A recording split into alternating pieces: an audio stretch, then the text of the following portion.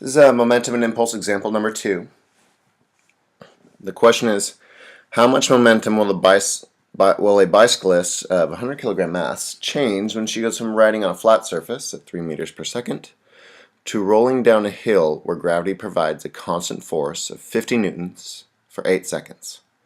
And the next part is, what's the final velocity at the bottom? So the first part is just what's the change in momentum. And the formula we're using is our change in momentum comes from our impulse. Well, what's the impulse? That's how much force you apply for how much time. Very direct. Well, if we have 50 newtons of force right here for 8 seconds,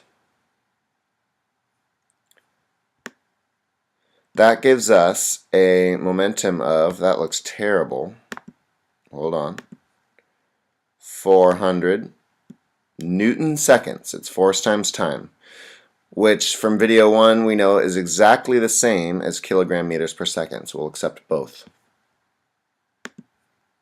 And that's the first part. We found the change in momentum, or the impulse. We can use that information to find, well, how did the velocity change? Because, well, the mass is constant. It's a bicyclist rolling down the hill, but it should be going faster and faster and faster. And again, we know that 400 Newton seconds, or 400 kilogram meters per second, that's how much the momentum changed. And recall right here, the change in momentum is the same as the momentum final minus the momentum initial, which is 400 Newton seconds. Break that down into, well, momentum is mass times velocity final minus mass times velocity initial equals 400.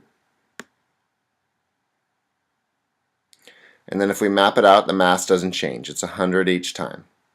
The final velocity we don't know. The initial velocity was given, riding on a flat surface at 3 meters per second. So all of that still equals our change in momentum, or impulse, 400. Do the math. 100 times v final minus 300 from right here, product, equals 400. And so we need to move the 300 over, so plus 300 kilogram meters per second on both sides gives us 100 times the velocity final equals 700 kilogram meters per second. And the very last thing to find v final, we divide by 100 kilograms, because this is our mass.